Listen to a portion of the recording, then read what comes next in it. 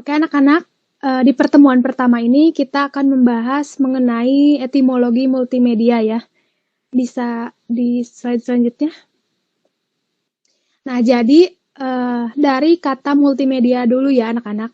Jadi secara istilah atau terminologi, multimedia dapat diartikan sebagai penggunaan berbagai media yang berbeda secara terintegrasi untuk membawa atau menyampaikan informasi dalam bentuk teks, grafik, animasi, audio, video, atau gabungan dari beberapa komponen tersebut. Selanjutnya. Nah, selain pengertian menurut istilah tadi, ada juga definisi-definisi multimedia menurut para ahli. Nah, yang pertama itu ada dari Roach di tahun 1996.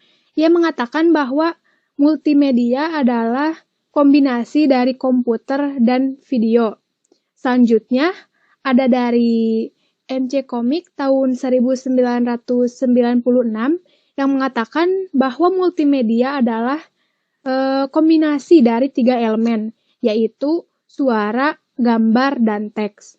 Sedangkan menurut Turban di tahun 2001, multimedia diartikan sebagai kombinasi dari paling sedikit 2 media, yaitu input dan output. Media ini dapat berupa audio seperti suara atau musik, animasi, video, teks, grafik, dan gambar. Itu menurut Turban di tahun 2001. Sebenarnya masih banyak definisi-definisi multimedia menurut para ahli yang lainnya. Tapi di sini Ibu cuma mengambil 3 untuk contohnya. Nah, selanjutnya.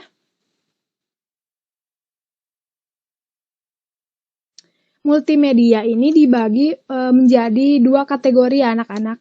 Yang pertama itu ada multimedia content production, dan yang kedua ada multimedia communication. Di sini anak-anak ada yang udah pernah dengar gak kedua istilah yang ini, yang multimedia content production? Kira-kira ada yang udah denger nggak anak-anak? Belum, Bu. Saya belum, Ibu.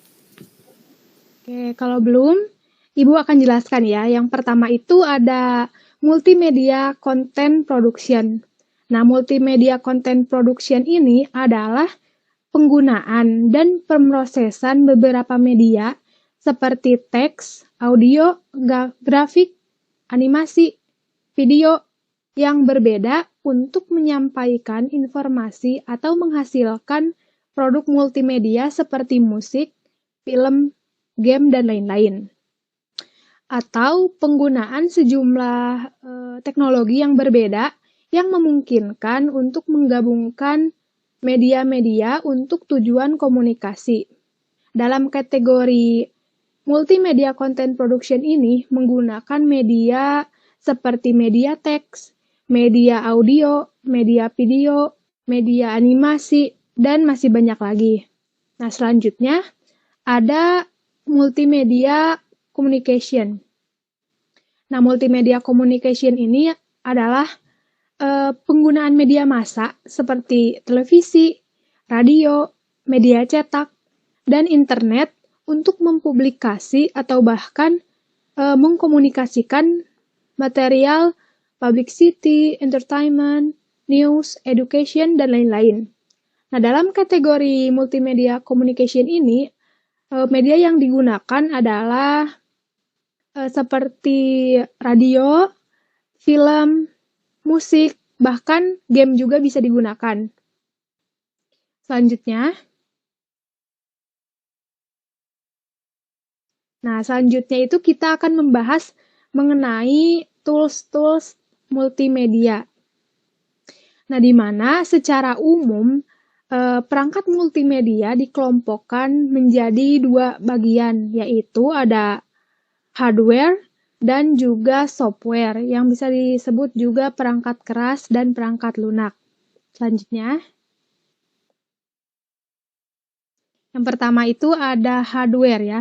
Hardware itu perangkat keras yang dibutuhkan untuk multimedia yang dikelompokkan menjadi 5 kelompok ya. Bisa selanjutnya. Nah, yang pertama itu ada perangkat konektor. Di antara beberapa perangkat komputer, monitor, hard disk, video proyektor, speaker, dan perangkat-perangkat lain, terdapat beberapa kabel-kabel yang menghubungkan. Kecepatan transfer dapat perangkat konektornya digunakan untuk menentukan kecepatan pengiriman konten multimedia. Salah satu contohnya untuk perangkat konektor ini yaitu USB ya. Pasti kalian sudah tahu kan USB. USB itu kepanjangannya yaitu Universal Serial Bus, yang dimana USB ini merupakan standar bus serial untuk menghubungkan beberapa. USB ini paling banyak kita gunakan karena USB ini mudah digunakan. Selain itu, dapat dipasang dan dilepas tanpa harus mematikan komputer terlebih dahulu. Selanjutnya ada IDE yang kepanjangannya itu Integrated Drive Electronic. Itu merupakan standar untuk media penyimpanan yang terhubung ke komputer. Selanjutnya ada SCSI, yaitu Small Computer System Interface. Nah, untuk SCSI ini merupakan perangkat standar untuk menghubungkan secara fisik dan menukarkan data antar komputer dan peripheral. Standar CSSI ini mendefinisikan perintah, protokol, serta antarmuka elektronik dan optik. Nah, selanjutnya ada perangkat input ya. Perangkat input itu perangkat yang berfungsi untuk mentransformasikan informasi dari dunia luar untuk diolah oleh komputer. Jadi perangkat input ini biasanya dikendalikan secara langsung oleh penggunanya. Contohnya untuk perangkat input itu ada keyboard, terus ada mouse, terus ada webcam juga, bahkan mikrofon juga termasuk ke media input untuk audio ya anak-anak. Selanjutnya ada perangkat output. Nah, untuk perangkat output ini, perangkat biasanya digunakan untuk mengkomunikasikan hasil pengolahan data dari komputer kepada pengguna. Perangkat output contohnya itu seperti speaker, monitor, proyektor, bahkan juga ada printer. Selanjutnya, ada perangkat penyimpanan. Nah, perangkat penyimpanan ini merupakan perangkat untuk merekam atau menyimpan informasi.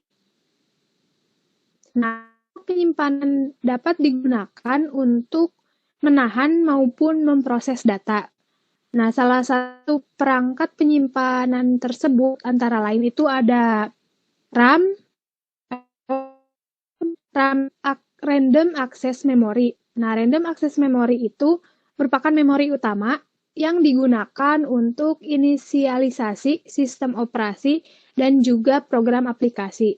Sedangkan ROM, yaitu Read Only Memory, ini digunakan untuk menyimpan program BIOS yang digunakan saat inisialisasi pada proses booting komputer.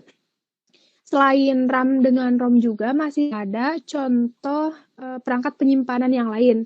Ada yang tahu untuk penyimpanan yang lain, perangkat penyimpanan yang lain?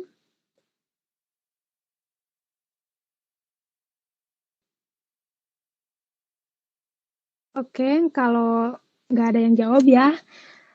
Salah satu contohnya itu ada hard disk, CD, dan juga DVD ya anak-anak.